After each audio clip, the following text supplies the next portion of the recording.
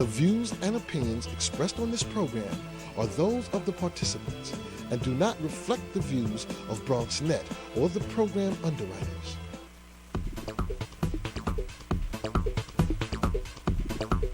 BronxNet. Your voice, your views, your vision.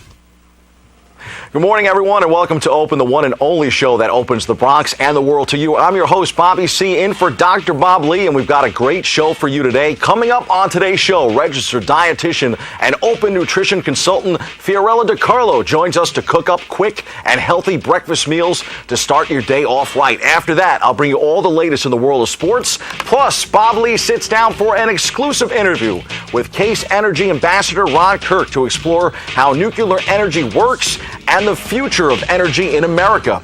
And we'll take a look at a movement to create peace and promote positivity and unity amongst our youth. And finally, we'll sit down with an author exploring love through literature. So stay tuned. All this and much more is headed your way because we are now open.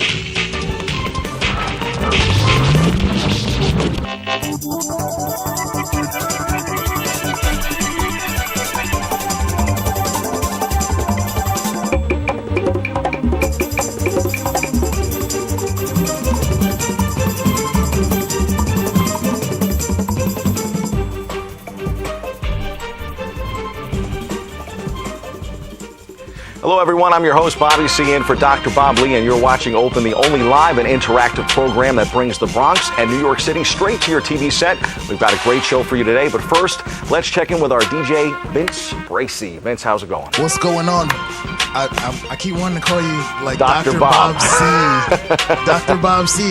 You know, it's funny, Vince, because this morning, day started off really great for me. I got pulled over by the cops on the way here. What? And the only reason why I got out of the ticket was I said, I'm Dr. Bob Lee.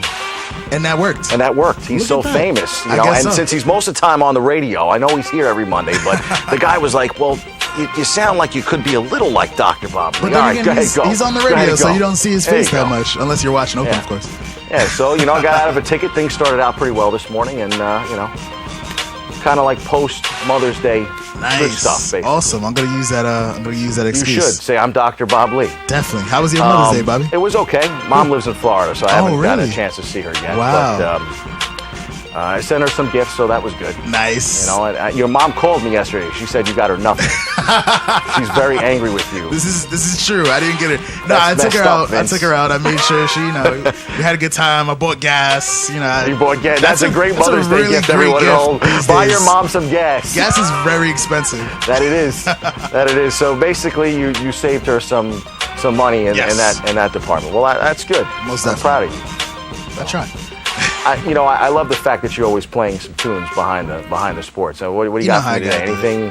I wasn't gonna do anything crazy. I mean, I don't know what kind of music you like. I usually do kind of like a hip hop, maybe some rock and roll type stuff. But I was just gonna go with your theme song for your sports today. I like the that. Bobby C. sports theme song. I'm into that. So I definitely like the tunes, no doubt about it. So DJ Vince Bracey on the ones and twos today. Well, folks, we have to take a quick break, but when we return, Fiorella DiCarlo joins us to share some healthy breakfast choices. Stay tuned.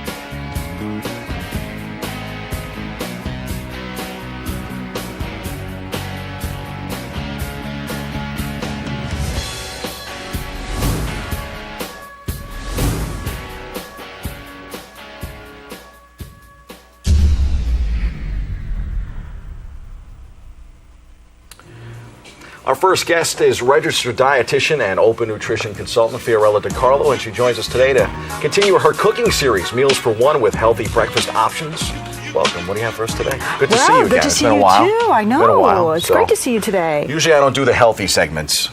They usually have me for the fattening stuff, but I'm trying here. So well, these are going to be super easy. I actually it will be very easy for you. Okay, it's good. That's the whole idea, So my new food blog, Fiorella Eats, I made a special series of videos just for that food blog. Okay. And so I took into account all of the things that I hear from my clients about why it's so difficult for them to make themselves healthy food.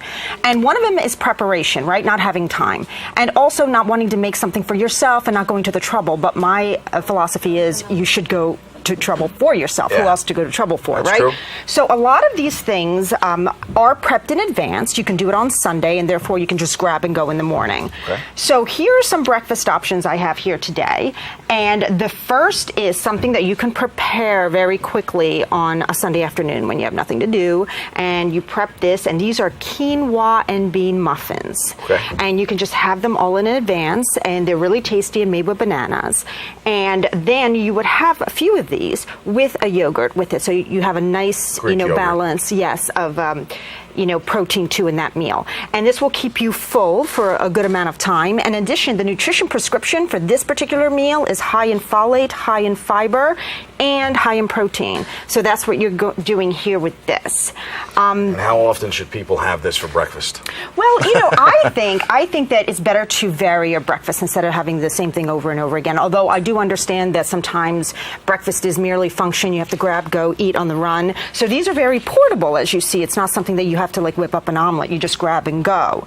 And a lot less calories than bacon, egg, and cheese, correct? Yes, Okay, absolutely, good. absolutely. As long as we're that clear, for people at home about that. So. Well, you know what though? You know what I have here? Something Yes. too for those people who love the bacon, egg, and cheese. Bacon, egg, and cheese. I have mini quiches. Okay. So these guys, right, will actually satisfy that. That Okay. craving, all right. Yes, and these also can be made in advance in muffin tins. So they're little mini quiches made with eggs, cheese, and some vegetables inside as well. And you can make really whatever you want and put them in there. And you have these all prepped in advance as well. So you tend to prep this on Sunday for Monday, Tuesday. That's right. That's Okay. right. And these keep very well. You can keep these quiches in the refrigerator for about 3 to 4 days. And you can grab a couple of them, bring them with you. You can eat them cold or have them reheated. It's very simple. And it's a high protein breakfast that you have on the go that keeps you full for a long period of time. And low carb, too. It is. It certainly is. And so then the other smoothie that I have prepared today, and it's called my Wake Up Smoothie. Okay. And the way I'm going to kind of construct this smoothie is to make sure that all of the ingredients enhance the absorption of the vitamins of the other ingredients. And I'll tell you how.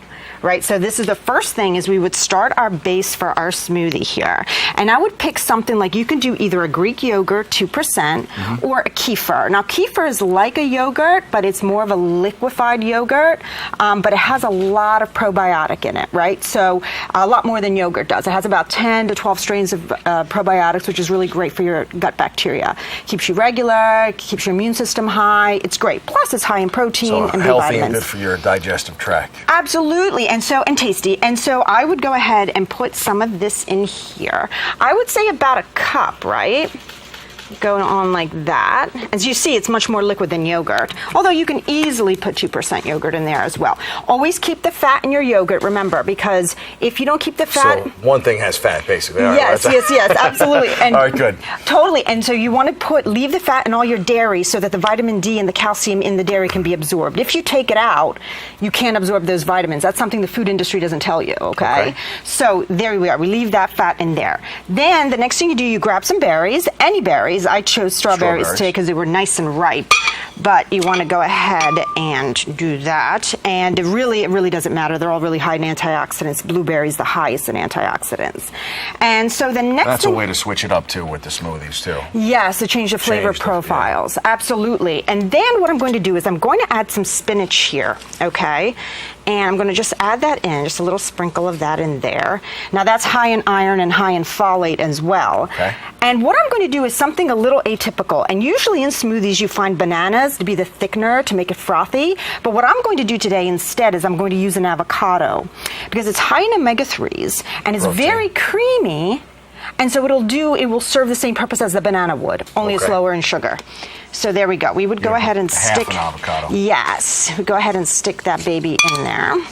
Okay, we go there. And to kind of pull it all together, I'm going to do a little squeeze of lemon. Because what the lemon is going to do, it's going to increase the iron absorption that is in the spinach already. Spinach is high in iron, non-heme iron, the vegetable, and this will just enhance the iron absorption of it. So you make sure that you get it. And also adds a little liveliness to the flavor as well. So the fat in the avocado is allowing you also to absorb the vitamins in the strawberries and the vitamins in the spinach. So that's how it kind of all works together in unison, you know? So now here we go. There are lots of misconceptions about smoothies too, right, Fiorella? Yes. You know, the most common question that I get is, what do you do? Do you do a juice or do you do a smoothie? And my opinion is absolutely smoothie. Because what happens here, once we blend this, it keeps all the fiber intact, whereas a smoothie does not. And mostly that is one of the biggest beneficial factors of any vegetable and fruit is its fiber content. And for you to extract it out of there doesn't make sense. And you're not adding any extra sugar to this because it seems like a lot of places that have smoothies have high amounts of sugar intake in them too. Absolutely, absolutely. So it sounds healthy, but it's really not. Right, and you know, you see that too in yogurts as well. Like the food industry will go ahead and take a beautiful creamy yogurt and rip out the fat out of it and add all this sugar so it tastes like key lime pie. Better, yeah. I mean, your yogurt should taste like yogurt, not like key lime pie. Your key lime pie should taste like key lime pie, you know? So let's see if we can blend this baby and if I can get this guy going well here. Where's my little pulse village?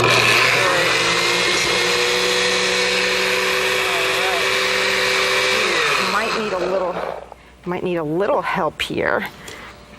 There we go. Let's go. You want to do the honors for me when I tell you to let her rip? I think so. Okay, hold on. You know what? You got a couple of different... You love this. You know, Julia Child used to do this all the time. She used to, like, enhance her recipes on camera when they wouldn't quite work, and that's what I'm going to do today. Okay, go ahead. Let her rip. Nice.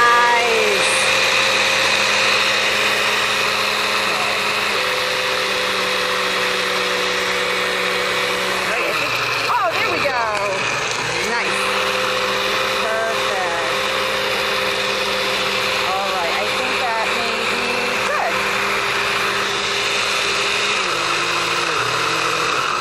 All right, there we are. Perfect. So, ladies and gentlemen, remember, chop up your strawberries first, okay, because they're jumbo size. So here we are. Now, we're going to take this baby off of this here. And we're going to go ahead and fill up our glass. Now, remember, you play around with the thickness of this, okay? This is medium thick, right? If you wanted to make a little less thick, just put more kefir in or more lemon, okay? That's what would happen there. And here, I'll put a little garnish there for you and a little guy, okay? So there we are. We have our wake up smoothie. By the way, this fairly small glass. Definitely, you know, drink as much as you like. You can't go wrong with this because the more you have, the better it is for you. Very nice. Great. Would you like to try a little? Sure, why not? Let me give you a little taste of this, and you tell me what you think. Okay, there we are. How's that? Feeling like Dr. Bob here. I know. I did this last time with him. He's like, "What are you putting in my mouth?" Okay. It's good. It's good, yes? Very good. Do you taste the lemon? I do. That might be the healthiest thing I've had in a while. That's amazing. So every ingredient in this particular smoothie is enhancing the absorption of the other. Well, Fiorella, that's great. And we wanted to thank you for coming on. That definitely seems like something that people should be able to manage from home, put together very easily. And they can find out more about this on fitwithfiorella.wordpress.com. Well, actually, the best place to go to find these videos are fiorellaeats.com, my new food blog. And you also have that for your Twitter, too, right? I do, absolutely, yes. And my Instagram and Facebook. And you're very active on Twitter, so that's good. Oh, I love posting more information. Well, great job. Thank you for coming on today. Thank you so much. Thank you for making things a little healthier for me on a Monday morning. All right. We have to take a quick break, but coming up, I'll bring you all the latest in my sports roundup, so stay tuned.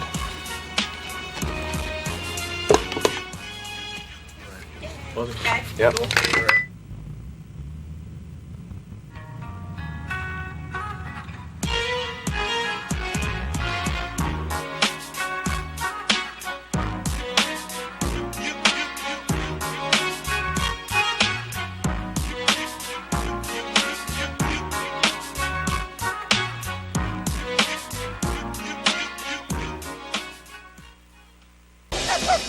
Adopting a new pet is a rewarding experience.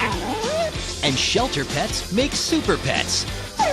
Your new best friend will steal your heart, bring you happiness, and enrich your life for years to come.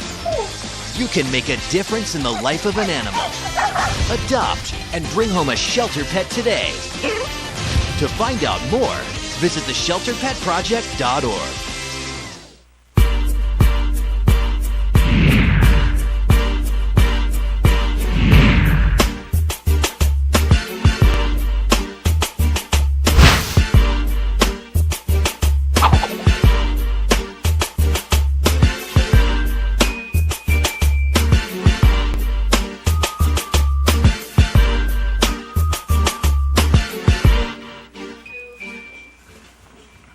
Let's start our Monday morning sports with two teams here in the Big Apple that are making a series of their respective playoff matchups. First, on the ice, the New York Rangers skated themselves into a Game 7 in Pittsburgh Sunday night. The Broadway Blue Shirts, sparked by an emotional Martin St. Louis on Mother's Day, topped the Penguins 3-1 and will now face the Pens in the Steel City Tuesday night in Game 7 of the Eastern Conference semifinal series. New York advanced to the first round with a Game 7 win over Philadelphia. We'll see if Lucky 7 is lucky again for the Rangers this time around. As for St. Louis, he came to New York in March in a trade that wasn't too popular for fans since Captain Ryan Callahan was shipped to Tampa Bay.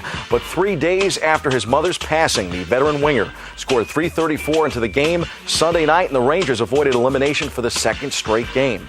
The Rangers are still alive, and so are the Brooklyn Nets. We move from the ice to the NBA hardwood, where Brooklyn is home tonight in Game 4, looking to even its second-round series with LeBron James and Miami after falling behind 0-2. The Nets took Game 3 104-90 Saturday night in the BK. Although James had the game-high 28, Brooklyn's Andre Blatch snatched a game-high 10 boards, and Nets point guard Darren Williams came alive in Game 3, handing out a game-high 11 assists. Nets forward Paul Pierce, who loves to trash talk, said James and the Heat are not unbeatable.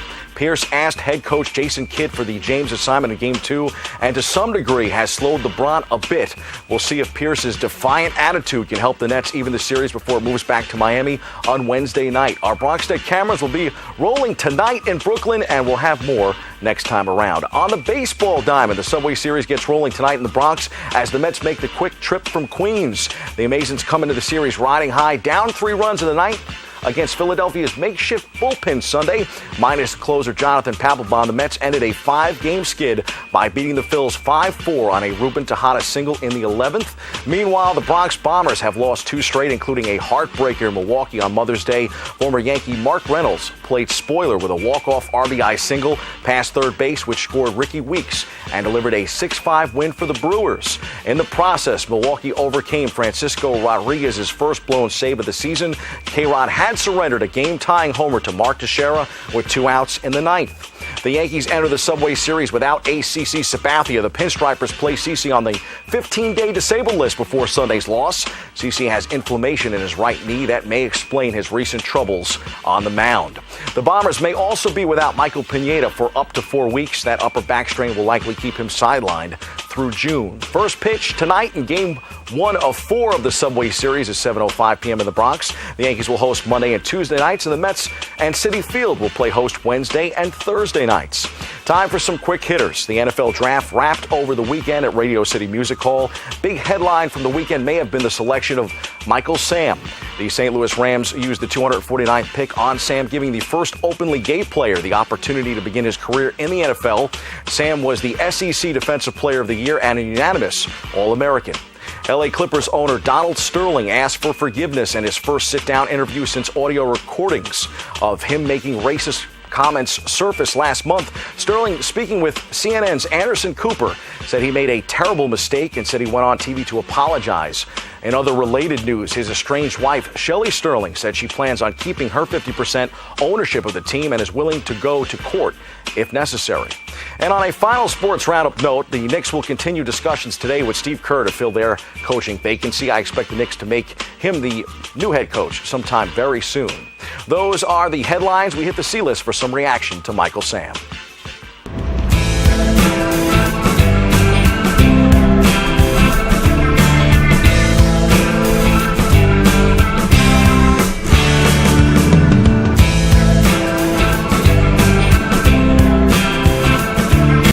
Not long after Michael Sam became the first openly gay player drafted to the NFL, the Twitterverse lit up with plenty of reaction, especially after a visibly emotional Sam turned to his boyfriend and kissed him.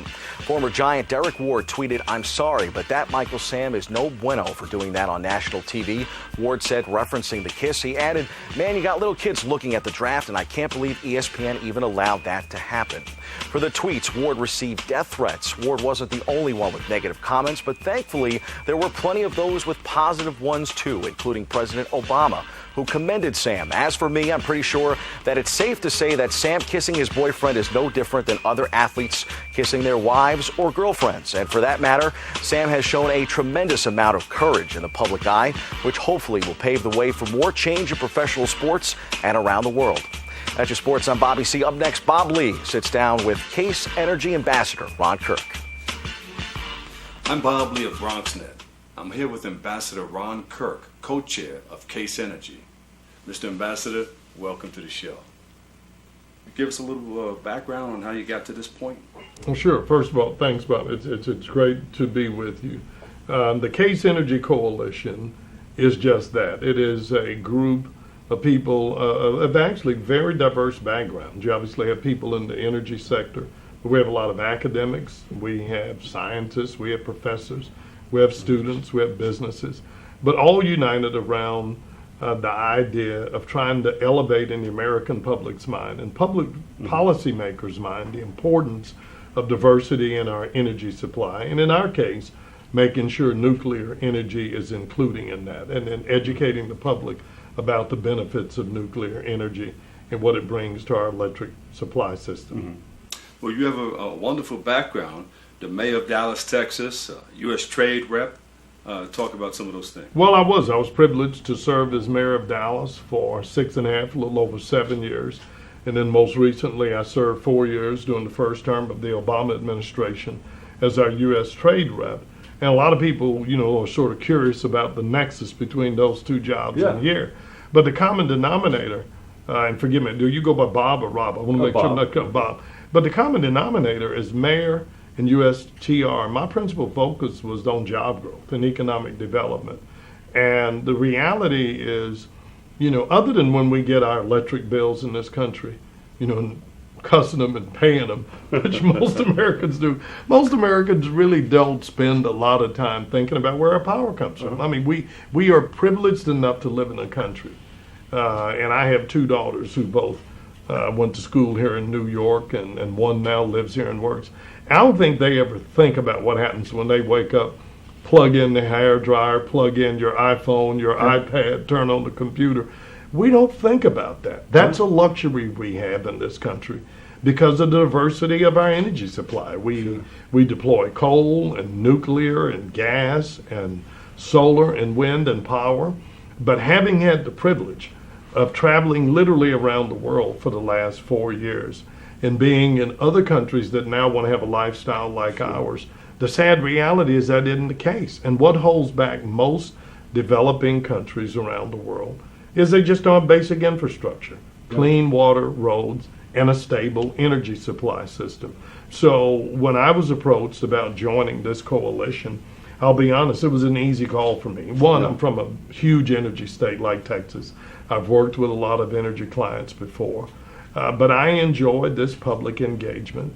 But I also think it's important that I think to some degree, Americans take nuclear energy for granted, and we shouldn't, because in order to sustain our quality of life, in order to drive our business growth in the future, we have to be making decisions now because of the complexity and the enormity of the cost that it takes to bring a new power plant online, and in the case of nuclear, ensure that they continue to be there. So that's one of the reasons I was thrilled to become a part of this Case Energy Coalition. You're putting a lot of people to work. You did the same thing as mayor of Texas. No, we did. And ultimately, there are huge economic benefits. Nuclear power plants. I mean, I had the privilege of visiting Indian Point today. Sure. And they've got 2,000 watt reactors there. So in New York, again, and some of this I know just because I had a daughter here, and I had a daughter here at NYU at Tisch during the middle of Sandy, and being concerned for her safety and looked what happened. But that was an enormous disruption of your power supply. But for the fact that nuclear energy is the only baseload supply in our electric power grid that can operate 24/7, whether and God forbid we have another Sandy, but you're the more recent, where I guess we're calling it the polar vortex now. Yeah. When you hit with that sort of disruptive climatic activity, there's only one baseload energy supply that has the ability to operate 24/7, whether it's freezing cold or whether it's flooding, and that's nuclear energy. And so while the price of other electricity may go up because of fluctuations in natural gas and disruptions in the grid, nuclear is there. And one of the things we want the public to understand is you can't take that for granted, because our demand for electricity is only going to increase over the next 20, 30 years. And we just want to make sure that we're making smart policy decisions now to make sure that nuclear maintains its role as part of our diversified energy portfolio.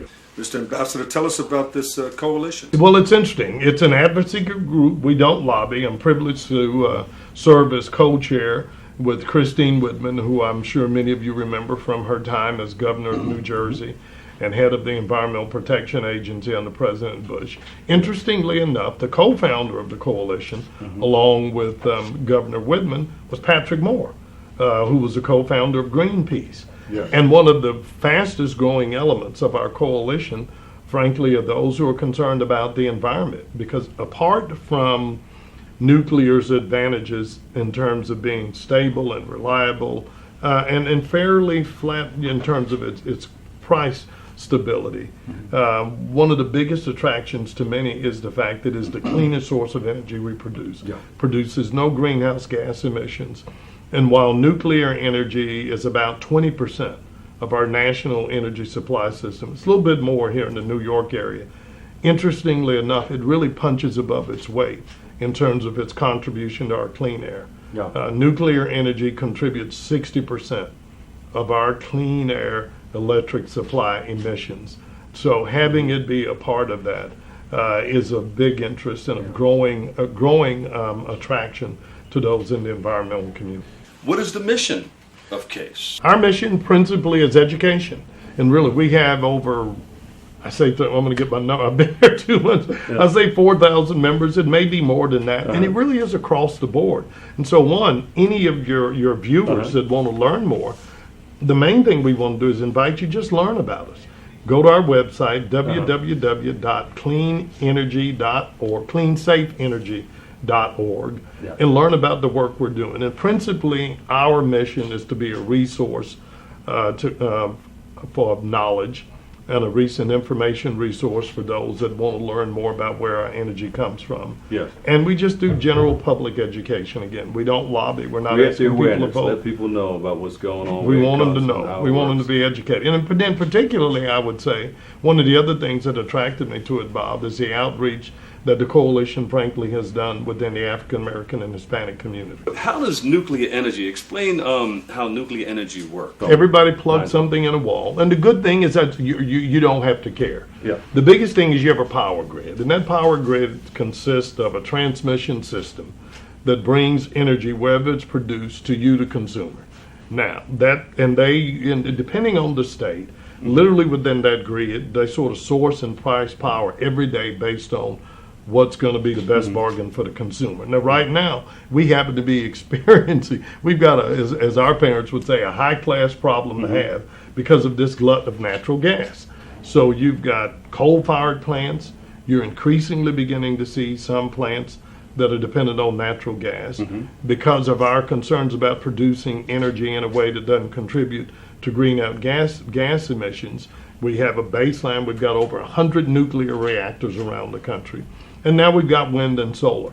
So no matter where they're produced, they literally all go into the same grid and transmission line and then end up at the consumer.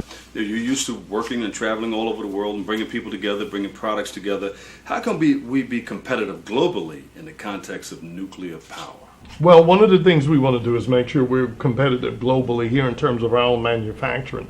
And one of the most interesting and frustrating things I had to deal with in terms of fictions out there is somehow people believe the United States has lost our competitive edge, say to China or some of these other emerging companies. It's not true. Not true. We're more productive than we've ever before. We have the same percentage of manufactured goods. But we now live in a world in which we've got 3 billion competitors, Bob. We didn't have 25, 30 years ago.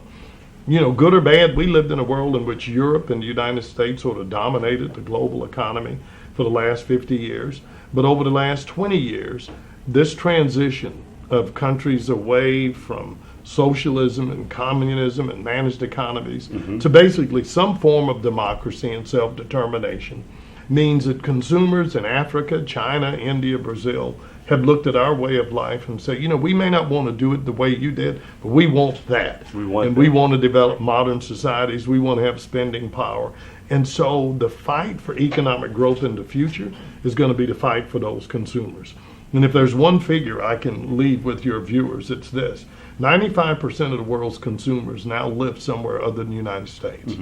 Now, the interesting thing, we are still spectacularly the largest consumptive force in the world.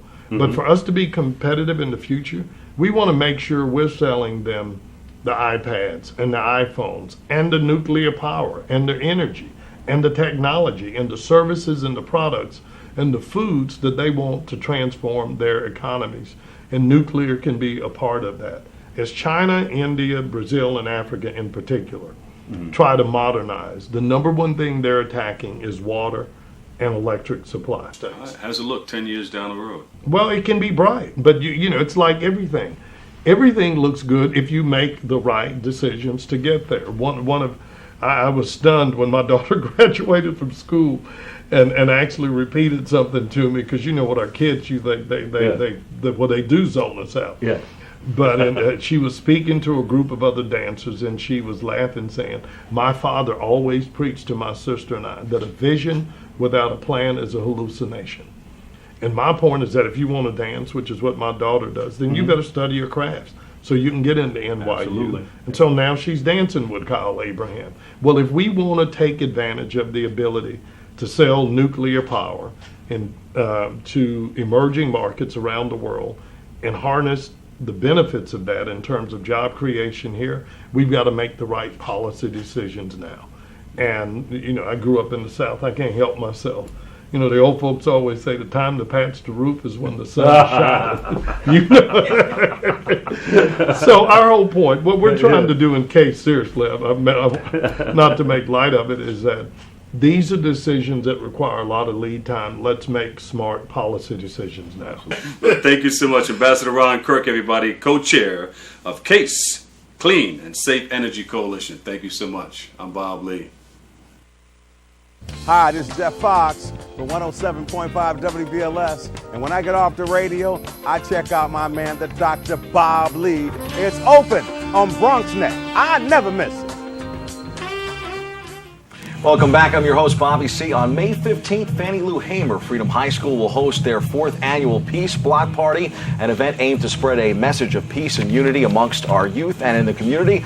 Joining us to share more about this event are Ricardo Luciano, Eliza Wheeler, Danny Pena, and Brandon Michael. Welcome all to the studio. Thank you. You know, I'm feeling very left out this morning because you guys have the swag going on, and I don't see any swag. Oh, I'm feeling very left out. No, you wear pink. You That's know? cute. Fuchsia. That's fuchsia. Fuchsia. So, what's happening on May 15th? Peace Block Party. Well, of course, but I was hoping one of you could fill us in a little bit more than that, right? You guys studied all this time before you came on the show, ready to go with the notes and everything. Now you got to deliver. The reason why we're doing the Peace Block Party is because midwinter recess, February of 2011, several deaths had occurred within our community, and it affected the school as a whole. Like, the school spirit was down, the students were depressed. So our president at the time wanted to bring awareness of violence, because that was the reason why the deaths had happened. So now who will be there? Who will be joining you guys on May 15th? Well, we have a lot of different organizations that's going to join us on May 15th, between representatives like Councilman Marcus Crespo and different organizations that share the same message as us, which is to promote anti-gun and gang violence. So now, why did you guys decide to start this event? Well, I'll let you take it. Well, presently we're on our 4th year of doing the Peace Block Party in partnership with Children's Aid Society. And us, as a part of student government, our job was to advertise the Peace Block Party in events throughout the city, such as the Youth Bridge Teen Summit. And those events served as a platform for us to advertise the Peace Block Party so that communities, apart from ours, can take part in the festivities that is peace and anti-violence. Very good. So now, why do you feel the importance of spreading, how important it is to spread the word and the message here? More the word is around our communities, there's often a lot of drug violence and a lot of violence in general. So spreading this message throughout, the entire world, honestly, would make sure that we would stop. This is our war against violence. This is our way to bring it down and let everybody know that we can do this together, that we can, do it as teenagers, of course, which is the most essential thing, that teenagers are doing this. And tell people at home where Fannie Lou is located so they have an idea in the Bronx, too. Well, Fannie Lou Hammer is located 1021 Jennings Street. You can't miss it right off the Sheridan. And you will notice because right around it is 2 big schools, which is the middle school, which is surprisingly bigger than ours. And we get that a lot. People always come to us like, oh, where's your school? Is that big school? No, we're the small school. We're the small school, but we have a lot of big dreams. Yeah, a lot of big dreams. Aspirations, yeah. Definitely. So now you mentioned a few of the organizations. If you can't speak a little bit more about some that are involved, because they've really made this event as successful as it has been the past few years. Well, I would say one of the biggest organizations that have helped us throughout our past 4 years is the Children's Aid Society. They have funded us. They have gave us supplies, help us with bringing more program directors and managers to our organizations to make this, to make sure that the students have something to do when they're there. And so I would say they're one of the biggest. One of the biggest there. Yeah. I teased you all before when we were coming on, but obviously very well versed and very serious and dedicated to this movement. Personally and individually, what has it meant for all of you to take part in something like this? I mean, when, especially when you think about New York City, you think about, the first thing you think about is, the stereotypes that happen for people that are outside the city. New York is this dangerous place that, it's not one of the most welcoming places to be. But personally, for myself, taking part of an event like this shows that there are people in the city that are willing to change this stereotypes that people think about New York City, that all teenagers are criminals and delinquents. And we're out there to spread the message that not all of us are like that. And for those that are, we are there to change it, because nothing is more vital to the progression of future leaders that are us and other kids throughout the community. That peace is something that needs to be spread. Very well said. You guys want to add something too? Well, every time that I hear about people talk about this generation, it's like they gave up on us. So we want to show people that we're worth saving, and we're a generation that's still trying to learn. When the Peace Block Party first started, we were freshmen, and now we're the only senior class to experience all 4 years of the Peace Block Party. So that's something very special to all of us. And, for me, I would say that it's evolved over the past 4 years. At first, it was a small little event, but now we're on News 12. We're here with you guys tonight to speak about it, on our behalf. So it's grown. It's just a day of celebrating, a day of forgetting. You watch the news every day, the evening news, and you see a whole bunch of depressing things and violence, and it's sad. And it's just a day to forget about everything. We have several activities that we do. I'm not just talking about the violence, but just to have fun. I think you guys should give Josh a shout out too, since he's in the studio with us today. Josh. He's all set. Our man, right there, making it all happen behind the scenes. For me, like I said, to see you guys rally together around something like this, we showed earlier on the show that this is Bronx Week, and to have Bronxites here in the studio and dedicated to the cause and doing so much for your communities. What kind of reaction and feedback have you gotten from family members and friends, and also from your peers at the high school level? They love it, and that's why every year that we do the Peace Block Party, we try to up it up to the next level.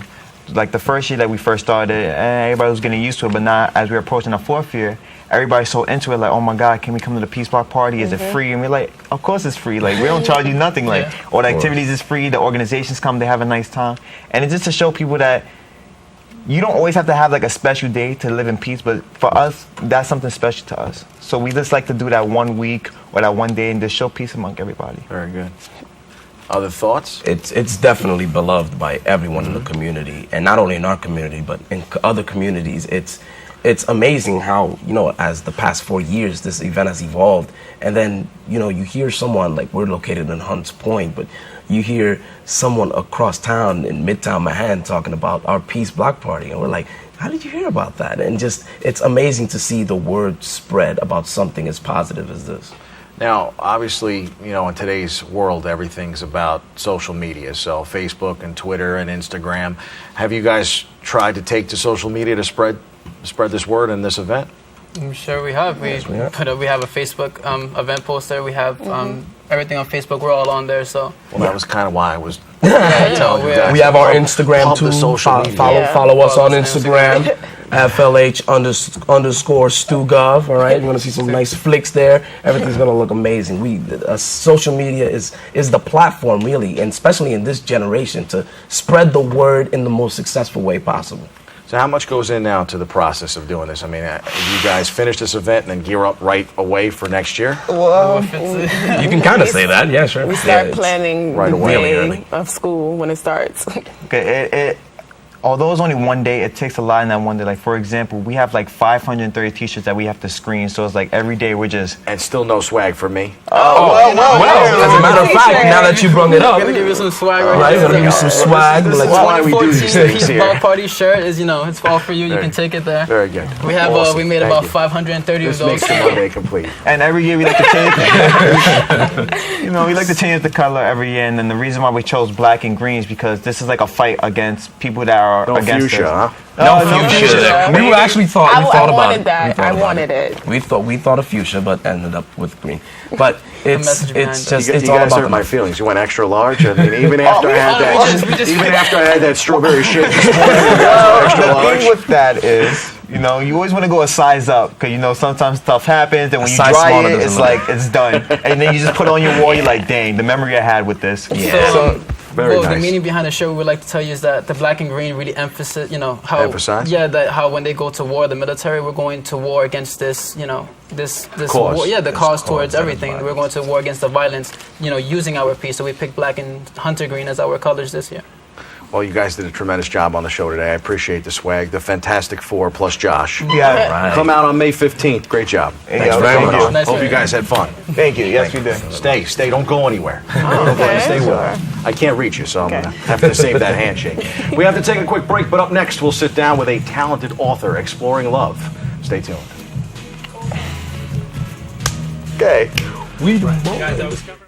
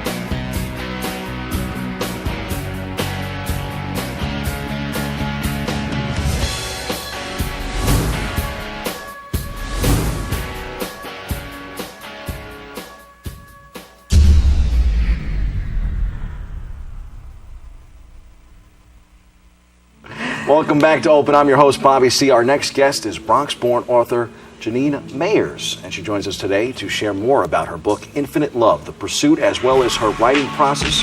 Welcome to the show. Thank you for having me. Thank you so much for coming on. Not every day I get to talk about love, so it's very nice to to have you on the show. Sports is more my thing, but I like to think that as an author myself and a writer, that it's great to have another Bronxite on the show that has a passion and love for literature. Tell us a little bit more about your book and how you got started writing. Well, the concept of the book was to build off of friendship and infinite love relationships. So I wanted to have something that was interesting where females and males could read this book, and then there'll also be social issues that people can discuss. So in this book is based on 5 characters, females, and they've grown up together. They're in their mid-30s now, and the book is typically discussing the different issues that women of all nationalities and pretty much over the spectrum of ages are going through now. So you have women that's dealing with infidelity with their marriages. You have women that are dealing with men that are keeping secrets. You have women that's out here looking for good men and a misconception of what a good man is. So I wanted to put together a story where it would touch on all of the issues that women are going through, but at the same time show how these women are able to overcome them, those issues, through their relationships with each other. So you use very real stories that people are accustomed to very real having stories to deal with. that you can actually relate to and question whether you know the person. You're like, who's this character built off of? That's how realistic it can be. Did you try to draw from some of your inner experiences as well? I Personal try relationships? not to really draw from my personal experiences too much because I'm the face of the book. So then people start to say, well, who was that about? And you're not supposed to kiss and Get tell. sued too. And you get sued too. So I've just pretty much based it off of women in my generation and the issues I see that we're constantly facing. Did you always know that you wanted to write? Absolutely. As a kid, I used to write short stories and plays and songs for jokes. Okay. And as a teenager, I used to write poetry and little short stories, again, as a joke. And then recently, I had was moving and came across a few chapters of a story I had written when I was 16 at St. Barnabas Hospital. And I said to my best friend, hi, Patrice George. I think this would be interesting if I took this 3 chapters and modernized it. And it was done as a joke. And when she read it, she loved it. And she said, you know what, you should really build off of this. I think you have something here. And what started off as 3 old chapters turned into 3 books. So you have a trilogy. And the first is Infinite Love, The Pursuit. They often say that writing encompasses blood, sweat, and tears. You wouldn't believe it. Take us through the writing process for you. My average day starts at about 3:34. And I'll write. So late, basically, a late day for you. The reason it starts is because I also work a full-time career. So I have to fit writing in between. So my day may start between 3 and 5. I may get 3 hours into writing. I shut that computer down. I put on the other computer. Juggling a lot of stuff. I'm juggling a lot of stuff. In addition, I did self-publishing. So it's a lot. But a lot of new authors or people that's aspiring to write, they ask, you know, what do I need to do? And I say, write. And get a story together. And then you'll worry about the editing and the typesetting, the covers and all those things. I was fortunate that I had good friends that are also in the publishing and writing industry, and they were very, very helpful. Hello, Quan, and a few other people, Jeffrey. But those people actually sat and, you know, after I wrote the story, I'm like, well, I don't know anything about publishing. I don't know anything about writing.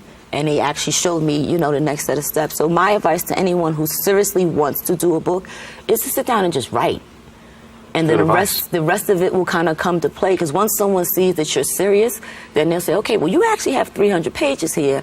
Let me see what you got. And they'll work with you. But if you come to somebody with a handwritten book, it's not going to really happen. So you've always been a city girl. How much would you say your environment has shaped the books, the 3 books? All of it. I grew up in a loving home with 2 parents and with siblings. And my father was a police officer, New York City detective, went into the U.S. Marshals. However, when you grow up in the inner city, even if you live in a good neighborhood, you still tend to touch the perimeters of other areas, and you get to see the kids that don't have the two-parent homes or don't have the finances and the struggles that they go to. So all of those things make you the person that you are. You become sensitive to other people's plights. At the same time, because you have some positive experiences, you want to bring that next group of people up. I love the cover, by the way. I think the art on the front page is and I thank you, because I literally did a stick figure when I sent it to my artist, hello CP. And he said, Janine, what is this? I said, this is my idea. He says, well, it's a number 8 and 2 people. I said, no, you got to see the vision. So when people look, they say it's an 8, but in reality, I turned it. So the symbol here is an infinite symbol, which in math means infinite. I knew where you were going. I knew where you were going. And the 2 people represent love, and I just thought that was like so fitting. Tell us a little bit more about the characters in the book, because as I mentioned before, and all jokes aside, I think everybody in the universe is looking for love, right? For love, yes. Well, there's 5 characters. One character is dealing with the plight of loving a man who is currently incarcerated, and that is something that's in our community. Not everyone that necessarily commits a crime is a bad person. Some people are in bad situations and do dumb things. Wrong place, wrong time. Wrong time, exactly. So one of the characters is fighting dealing with the issues of loving someone who's incarcerated and then what society deems as a good man for her. Another one of the characters, Charmaine, she's more the outgoing person. I don't want a relationship. I love my life.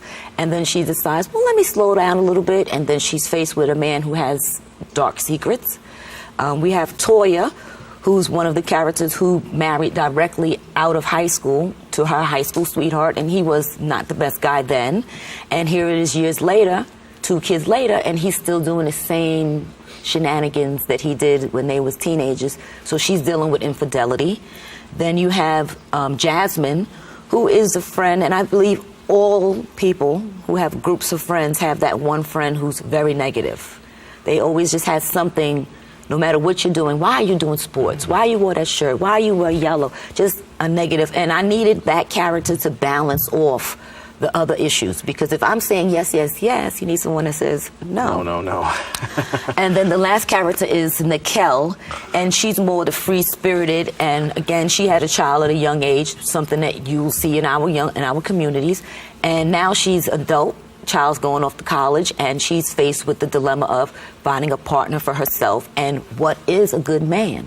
A lot of women have the perception a good man means you're rich, and just because someone's rich doesn't mean he's going to share it. You know, or just because, you know, someone works sanitation doesn't mean he's not going to give you his all. So I wanted to build on that conversation of what is our society deems as a good man, and, you know, give some of these women a reality check. It's not a girly book. Okay. So the guys will enjoy it as well. It's right? Definitely for both. It's again, I tried to have it so it's an avenue for couples, friends, mothers and daughters to sit down and have a dialogue about different social issues. Where would you say you get your ideas from most? I mean, you're drawing from a lot of different places. I'm drawing from reality. I'm drawing from reality shows. I'm drawing from the generation behind me, because there is a difference each generation, and you see the thinking patterns, and it's a little bit different with this generation. I find the women now a little bit more aggressive than, say, when you were younger. You had to do the chasing. Now you may find the girls are chasing the guys. So I try to draw off each area. When you deal with so much psychology of love and the different characters, do you find yourself personally more hard on the men in your life? I'm actually been told I'm hard on the girls. Okay. I've been told. Some of the women say, you know, well, you're not depicting us fairly. And I wanted to have it where men enjoyed the book as well as women. I didn't want it to be something where I'm bashing men.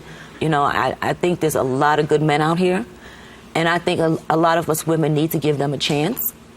So I wanted to have something that the women as well as men can enjoy from. But you've been happy with the feedback that you've gotten so far? Oh, absolutely. I feel I've been blessed. Because, again, this started off as a project, like, let's see how it works. And now that I put it out, I enjoy what I'm doing. Yeah. And the feedback has been great. I've had people text me or hit me on Facebook and ask questions like, are you a therapist? You know, can I ask you a question? So it's fun. I'm enjoying it. Well, Infinite Love is available Amazon.com. And Barnes and Nobles. It's an ebook as well as paperback. And I can tell by your love of taking pictures on the set today that Facebook, picture. Instagram, Twitter, tell everybody before we head out. Janine Worldwide is my everything. So you have Janine Worldwide at Yahoo, Facebook, Instagram, and Twitter. And the best way to reach me if someone has a question would be Janine Worldwide at Facebook. Awesome job. Looking forward to the book. Thank you for helping me with this some is love actually today. your copy. I'll autograph it before I leave. Thank you so much. Thanks for coming on the show today. And I love the pink. Thank you. My Fuchsia, favorite color. Fuchsia. Nothing wrong. Fuchsia's my favorite color. Unfortunately, that's all the time we have for today. I'd like to thank our guests for joining us and you, the viewer, for tuning in. If you missed any part of today's show, you can tune into the recable cast of Open at 5 and 10 p.m. or watch anytime on the web at BronxNet.org, or you can catch an all-new episode Wednesday at 10 a.m. with Darren Hyman. Thanks for tuning in. We'll see you next time.